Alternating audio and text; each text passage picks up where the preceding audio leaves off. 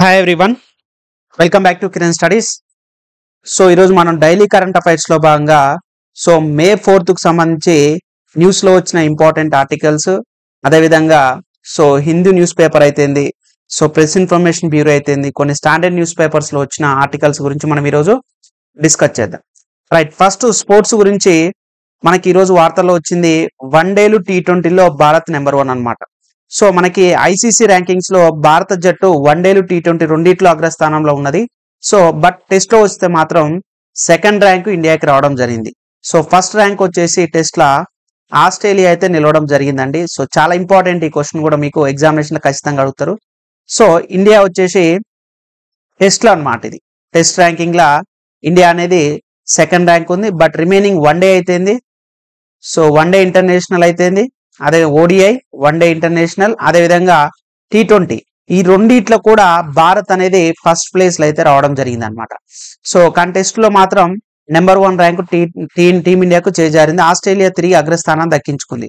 కంగారు జట్టు 124 పాయింట్లలో టెస్ట్ లో నెంబర్ 1 ర్యాంకు చేరుకోగా భారత్ 122వ స్థానంలో చేరుకోవడం జరిగింది.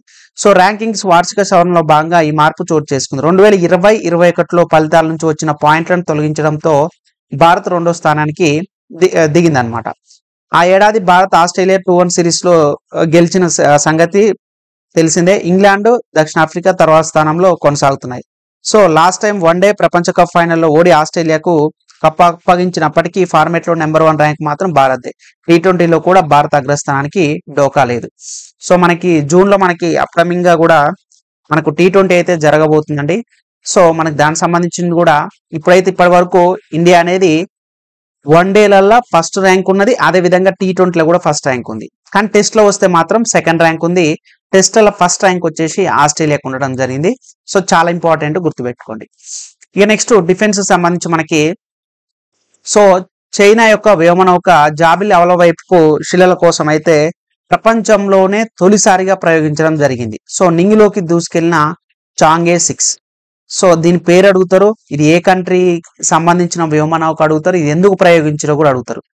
మనకు కనిపించని చందమామ అవతలి భాగం ఏదైతే ఉందో దాని నుంచి మట్టి శిలలను సేకరించి భూమికి తెచ్చేందుకు చైనా శుక్రవారం చాంగే 6 అనే వ్యోమనౌకను ప్రయోగించింది. ఇప్పటి వరకు ఆ భాగం నుంచి ఏ దేశం నమూనాలు సేకరించలేదు. తాజా ప్రాజెక్టు విజయవంతమైతే ఆ ఘనత సాధించిన తొలి దేశంగా చైనా గుర్తింపు పొందుతుంది. ఎప్పుడైనా సరే ఎగ్జామినేషన్ లో సూపర్లేటివ్స్ ఉంటాయి మొట్టమొదటిసారి. ఇలాంటి అనేది పదాలు చాలా ఇంపార్టెంట్. వాటి నుంచి క్వశ్చన్స్ అనేది 100-200% క్వశ్చన్ అడుగుతారు. మీరు అది ఏ ఎగ్జామ్, ఏ కాంపిటేటివ్ ఎగ్జామ్స్ రాసినా సరే ఖచ్చితంగా క్వశ్చన్ అడుగుతారు. కాబట్టి మన దాని మీద చాలా ఫోకస్డ్ గా చదవాలి. ఈ చాంగే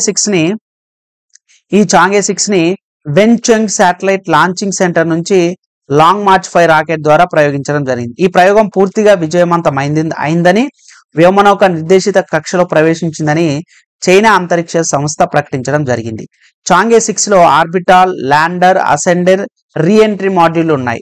ల్యాండర్ భాగంలో ఫ్రాన్స్, ఇటలీ, ఐరోపా అంతరిక్ష సంస్థ, స్వీడన్ కి చెందిన పరికరాలు ఉన్నాయి. ఆర్బిటాల్లో పాకిస్తాన్ కి చెందిన ఐక్యూబ్ అనే పేలోడ్ కూడా ఉంది. మిమ్మల్ని ఎగ్జామినేషన్ ఏం అడుగుతారంటే, మీకు చాంగే 6 కి సంబంధించిన మనకి ల్యాండర్ లో పాకిస్తాన్ కి సంబంధించిన ఎటువంటి పేలోడ్ ఉంది, కింది వాటిల్లో పాకిస్తాన్ కి సంబంధించిన పేలోడ్ పేరేంటి అని కూడా అడగొచ్చు.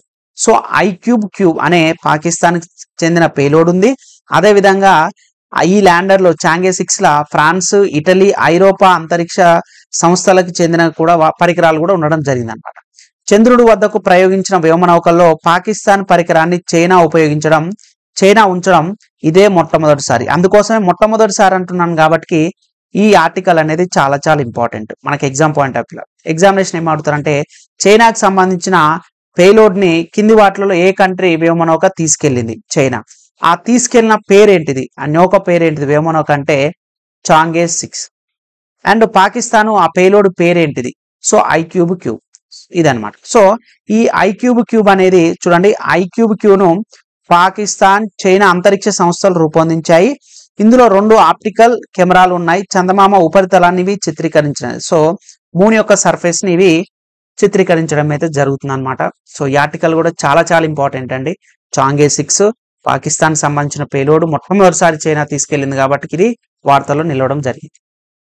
నెక్స్ట్ వచ్చేసరికల్లా సో ఇండిజీనియస్ సో దేశీయ బాంబర్ డ్రోన్ FWD 200B సిద్ధం అన్నమాట. So flying wedge defence and aerospace సంబంధించి రక్షణ శాఖ అవసరాలకు అనుగుణంగా పూర్తి స్వదేశీ సాంకేతిక పరిజ్ఞానంతో బాంబర్ డ్రోన్ ను తయారు చేసినట్లు ఫ్లయింగ్ వెడ్జ్ సంస్థ వెల్లడించడం జరిగింది.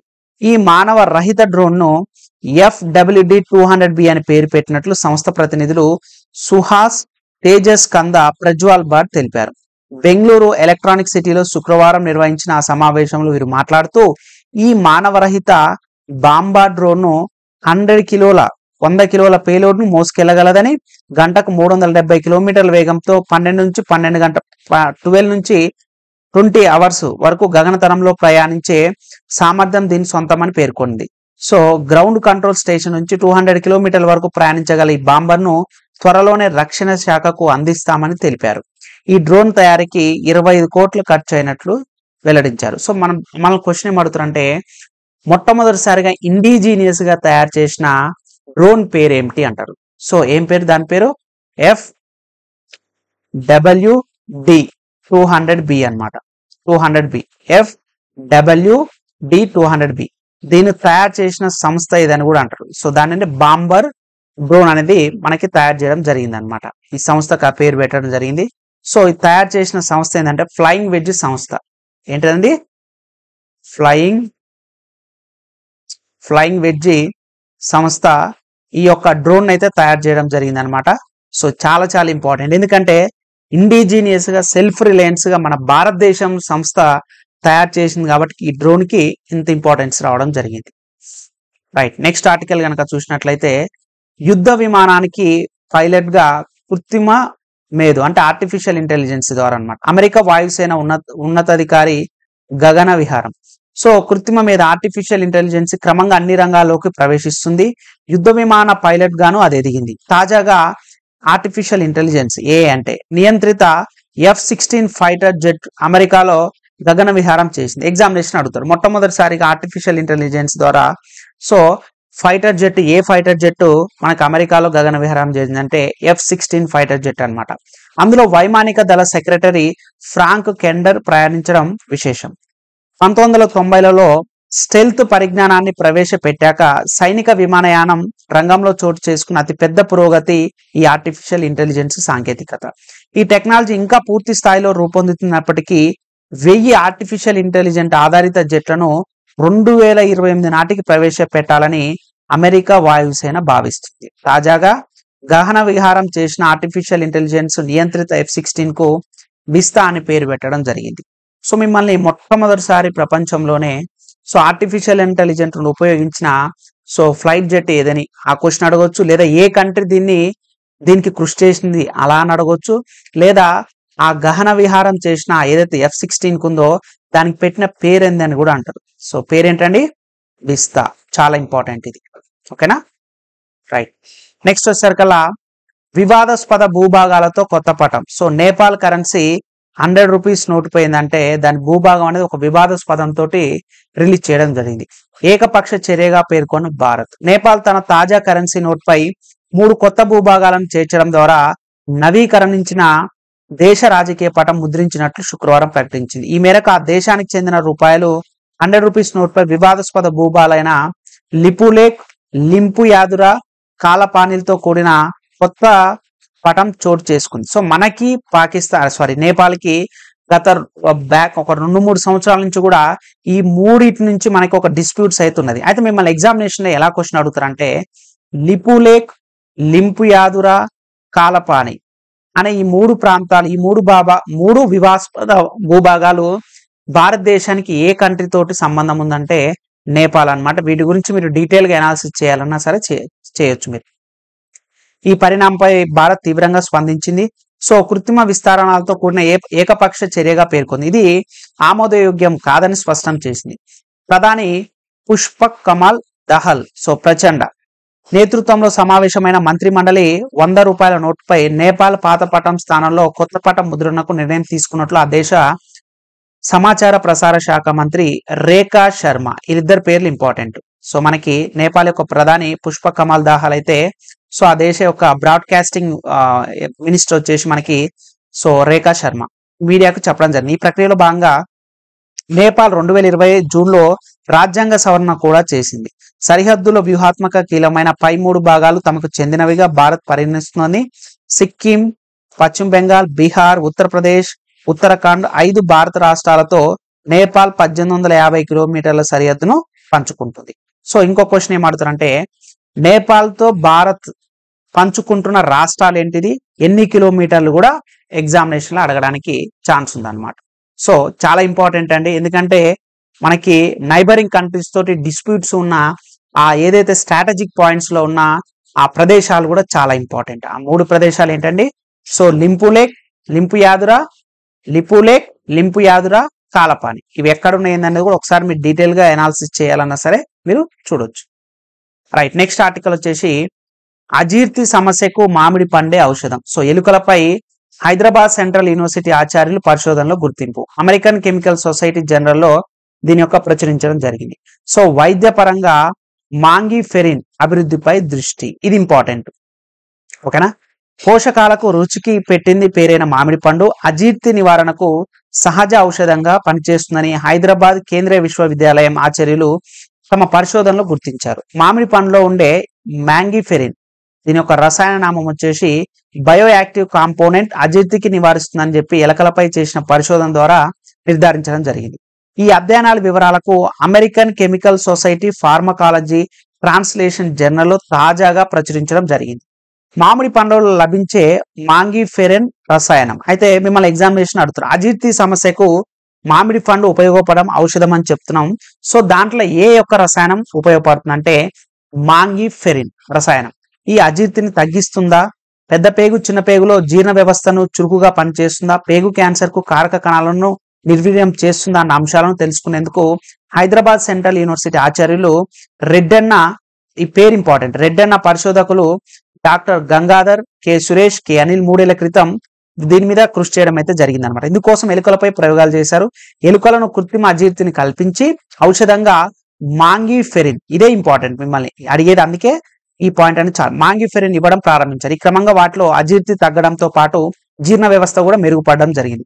సో కొలన్ క్యాన్సర్ లైన్ దాదాపు నిర్వీర్యం కావడానికి కూడా గుర్తించారంట. దీంతో మ్యాంగిఫెరిన్ ని వైద్యపరంగా అభివృద్ధి చేసేందుకు ముందస్తు క్లినికల్ పరీక్షలు నిర్వహించాలని చెప్పి చెప్తున్నారు. ఇక్కడ డే బై డే మనకు పెరుగుతున్న జీర్ణకోశ సమస్యలకు సో ఇది చెక్ పెట్టడానికి అవుతుందన్నమాట. మన దేశంలో చాలా మంది మసాలాలతో కూడిన ఆహారం తీసుకోవడంతో జీర్ణాంశయత, పేగు పనితీరు క్రమంగా తగ్గుతుంది. దీంతో పేగువాపి వ్యాధి, ఇన్ఫ్లమేటరీ సో బౌల్ డిసీజెస్ బాధపడుతున్న వారి సంఖ్య పెరుగుతుంది. 1990 నుంచి 2019 మధ్య ఈ వ్యాధితో బాధపడుతున్న వారి సంఖ్య రెట్టింపైంది. ఆహారపు అలవాట్లు, జీవనశైలిలో మార్పుల ఫలితంగా అజీర్తి సమస్య దీర్ఘకాలిక వ్యాధిగా మారుతుంది.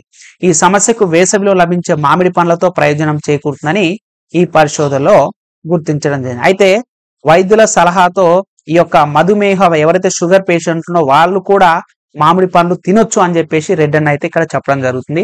అయితే మిమ్మల్ని ఎగ్జామినేషన్ క్వశ్చన్ ఎలా అడుగుతారంటే ఈ అజీర్తి సమస్యకు మామిడి పండ్లలో ఉండే ఏ రసాయనం మాంగిఫెరిన్ ఉపయోగపడుతుందని క్వశ్చన్ అడగొచ్చు, లేదా దీన్ని ఏ యూనివర్సిటీ దీని మీద పరిశోధన జరిగిందని అడగొచ్చు అనమాట. Hyderabad central university. రైట్, ఇవే కాకుండా కొన్ని ఇంగ్లీష్ న్యూస్ పేపర్స్ లో మనకు వచ్చిన కొన్ని ఆర్టికల్స్ కూడా మనం తీసుకున్నాం. రైట్, అందులో ఫస్ట్ది India to host 2025 WPF Badminton World Federation junior badminton championship in Guwahati. So మనకి India to host 2025 so Badminton World federation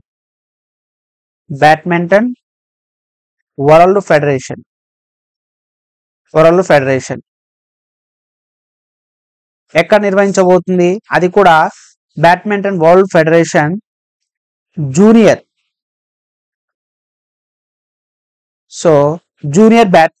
championship అన్నమాట. జూనియర్ ఛాంపియన్షిప్స్ వచ్చేసి ఎక్కడ గౌహతిలా పెట్టడం జరుగుతుంది. గౌహతి. ఇలా అప్కమింగ్ ఏవైనా సరే వెన్యూస్ కి సంబంధించి కూడా ఖచ్చితంగా ఎగ్జామినేషన్ అడుగుతారు. సో ఇది ఏంటంటే world junior championship. So Badminton World federation వచ్చేసి మనకి వరల్డ్ జూనియర్ ఛాంపియన్షిప్ అనేది 2025లో భారత్ దానికి ఆతిథ్యం ఇస్తుంది. అది భారత్ లో వచ్చేసి గౌహతి అన్నమాట. అయితే ఇంత ముందు బ్యాడ్మింటన్ అనేది మనకి ఫస్ట్ టైం వచ్చేసి మొట్టమొదటిసారి, ఇది సెకండ్ టైం అన్నమాట. ఫస్ట్ టైం వచ్చేసి మనకి 2008లో పూణేలో నిర్వహించడం జరిగింది, పూణేలో. సో మిమ్మల్ని ఎగ్జామినేషన్ అడుగుతారు, ఇండియా అనేది 2025లో వరల్డ్ జూనియర్ ఛాంపియన్షిప్ అనేది గౌహతిలో కండక్ట్ చేస్తుంది. ఇంతకు ముందు భారతదేశంలో ఎప్పుడైనా సరే ఈ world junior championship badminton conduct చేసిందా అంటే చేసిందంటే అది కూడా 2008 పూణేలో అయితే కండక్ట్ చేయడం జరిగింది అనమాట. సో ఇది మనకి ఇంపార్టెంట్. రైట్, నెక్స్ట్ గనక చూసుకున్నట్లయితే సెకండ్ ఇంపార్టెంట్ ఆర్టికల్ వచ్చేసి, సో మనకు ICC men's T20 world cup 2024 ఏదైతుందో దానికి స్పాన్సర్షిప్ గా అమూల్ కంపెనీ అయితే, సో అమూల్ స్పాన్సర్షిప్ గా అయితే రావడం జరిగింది. So Amul becomes lead sponsor for ఎక్కడెక్కడ జరుగుతుంది మనకి USA and South Africa in T20 world cup in 2024. So మనకి మెన్స్ కి సంబంధించి అండి, మళ్ళీ ఇది మెన్స్ అన్నమాట. పురుషులకు సంబంధించి T20 వరల్డ్ కప్ 2024 ఎక్కడ జరగబోతుంది? సంయుక్తంగా అమెరికా అండ్ సౌత్ ఆఫ్రికా రెండు కూడా సంయుక్తంగా కండక్ట్ చేయడం జరుగుతుంది. సో దానికి స్పాన్సర్షిప్ గా వచ్చేసి మనకి అమూల్ కంపెనీ అయితే ఉండడం జరుగుతుంది అనమాట. చాలా ఇంపార్టెంట్ ఇది, ఓకేనా, మనకి చాలా చాలా ఇంపార్టెంట్ స్పోర్ట్స్ సంబంధించి కూడా. ఇక నెక్స్ట్ థర్డ్ ఆర్టికల్ కనుక చూసుకున్నట్లయితే, సో మైక్రాన్ వెంచర్ అనే కంపెనీ మనకి మొట్టమొదటిసారిగా ఇండియాలో తయారు చేసిన సెమీ కండక్టర్ చిప్స్ అనేది 2025లో తీసుకురావడం జరుగుతుంది. సో చాలా ఇంపార్టెంట్ అండి. మైక్రాన్ ఇండియాస్ సంసద్ యూనిట్ అనేది భారతదేశంలోనే ఇండిజీనియస్ గా తయారు చేసిన సో మొట్టమొదటిసారి మ్యానుఫ్యాక్చరింగ్ సెమీ కండక్టర్ చిప్ అన్నమాట. Semi conductor chips in 2025. So భారతదేశంలోనే మొట్టమొదటిసారిగా సెమీ కండక్టర్ల చిప్ ను తయారు చేసే కంపెనీ ఏందని అడుగుతాడు. సో అది వచ్చేసి మైక్రాన్ ఇండియాస్ సనంద్ యూనిట్ అనేది భారతదేశంలోనే మొట్టమొదటిసారిగా సెమీ కండక్టర్ల చిప్ ని సంబంధించి మనకి ఏదైతే మ్యానుఫ్యాక్చరింగ్ కంపెనీ ఉందో అది తీసుకురావడం జరుగుతుంది అనమాట. అది కూడా ఎప్పుడు నెక్స్ట్ ఇయర్ 2025 కల్లా తీసుకురావడం అయితే జరుగుతుంది. ఈ పేరు ఇంపార్టెంట్, కంపెనీ యొక్క నేమ్ అనేది చాలా చాలా ఇంపార్టెంట్ మనకి. రైట్, నెక్స్ట్ ఫోర్త్ ఆర్టికల్ వచ్చేసరికల్లా మనకి న్యూస్ లో నిలిచింది. So NPCI national payments corporation of India వచ్చేసి మనకి ఇంటర్నేషనల్ పేమెంట్స్ లిమిటెడ్ ఏదైతుందో బ్యాంక్ ఆఫ్ నమీబియా తోటి టైఅప్ కావడం జరిగింది. So NPCI partners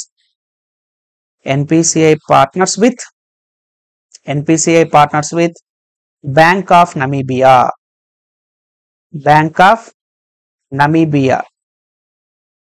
to develop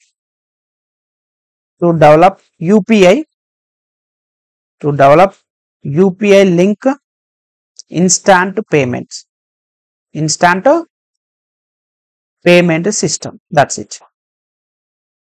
instant payment system తోటి అంటే మనకి NPCI ఇంటర్నేషనల్ పేమెంట్స్ లిమిటెడ్ అయితే మనకి బ్యాంక్ ఆఫ్ నమీబియా తోటి రియల్ టైం పేమెంట్ సిస్టమ్ అయితే తీసుకురావడం జరిగింది అనమాట. సో ఇండియాస్ UPI అంటే ఫుల్ ఫామ్ ఏంది?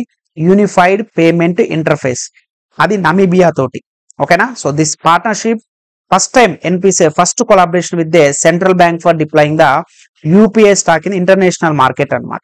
సో ఎగ్జామినేషన్ లో అడుగుతాడు, కింది వాటిలలో అంతర్జాతీయ మార్కెట్లో అయినా ఏ బ్యాంక్ తోటి NPCI అనేది పార్ట్నర్షిప్ UPI పేమెంట్స్ కింద ఒప్పందం చేసుకుందంటే బ్యాంక్ ఆఫ్ నమీబియా, ఓకేనా అండి. సో ఇవి మనకి కొన్ని ఇంగ్లీష్ జర్నల్స్ లో వచ్చినాయి అనమాట. సో ఇవన్నీ కూడా ఈ రోజు మనకి డైలీ న్యూస్ పేపర్ లో వచ్చినాయి అనమాట, ఓకేనండి. సో అయితే మీరు ఎవరైతే రైల్వే ఎగ్జామ్స్ కనుక ప్రిపేర్ అవుతారో, సో మీరు ఎవరైతే రైల్వే ఎగ్జామ్స్ కి ఎవరైతే ప్రిపేర్ అవుతారో, సో ఎక్స్క్లూజివ్ గా మన కిరణ్ స్టడీస్ యాప్ అనేది మీకు కంప్లీట్ గా రైల్వే ఎగ్జామ్ సంబంధించి ఆల్ కోర్సెస్, రైల్వే ఎగ్జామ్ సంబంధించి ALP అయితేంది, అదేవిధంగా RPF SI కానిస్టేబుల్ అయితేంది, అదేవిధంగా టెక్నీషియన్ గ్రేడ్ 1 గ్రేడ్ 3 అయితేంది, టెక్నీషియన్ గ్రేడ్ 1 అదేవిధంగా గ్రేడ్ 3 అయితేంది, నెక్స్ట్ NTPC అయితేంది, అదేవిధంగా గ్రూప్ D అయితేంది. సో కంప్లీట్ గా ఇక్కడ రైల్వేకి ఎక్స్క్లూజివ్ గా మన కిరణ్ స్టడీస్ యాప్ అనేది all videos and PDF files, previous year questions and మాక్ టెస్ట్లు ఎవ్రీథింగ్ కూడా తెలుగు అండ్ ఇంగ్లీష్ మీడియంలో మీకు అవైలబుల్ గా ఉండడం అయితే జరుగుతుందండి. సో ఎవరైతే మీరు డెమో వీడియోస్ చూడాలనుకుంటే మీరు ప్లే స్టోర్కి వెళ్ళేసి కిరణ్ స్టడీస్ అని చెప్పేసి మీరు ప్లే స్టోర్లోకి వెళ్ళేసి కిరణ్ స్టడీస్ అని ఎంటర్ చేస్తే మన యాప్కి సంబంధించి మనకి యాప్ అవుతుందండి. సో దాన్ని డౌన్లోడ్ చేసుకుంటే మీకు డెమో వీడియోస్ ఉంటాయి, అవి చూడండి. మీకు monthly current affairs Telugu medium, English medium PDF వస్తుంది. ఇప్పుడు మే నుంచి కూడా మేము డైలీ కరెంట్ అఫైర్స్ కూడా చేయడం జరుగుతుంది అనమాట. అన్ని సబ్జెక్ట్స్ అవైలబుల్ గా ఉంటాయి. So railway, police groups 3 government job సాధించిన అనుభవం, 10 years ఎక్స్పీరియన్స్ ఉందన్నమాట నాకు. సో మీరు ఒకసారి మన వీడియోస్ అన్ని కూడా చూస్తే మీకే క్లియర్ గా అర్థం అవుతుంది. సో డిలే చేయకుండా మీకు మీ జాబ్ కనుక రైల్వే జాబ్ అనుకుంటే వెంటనే మీరు మన కిరణ్ స్టడీస్ యాప్ లో జాయిన్ అయ్యి మీ ప్రిపరేషన్ అయితే కొనసాగించండి. ఈ వీడియో నచ్చితే లైక్ చేయండి. ఇంకా మన ఛానల్ సబ్స్క్రైబ్ చేయకపోతే please do subscribe friends. Thank you.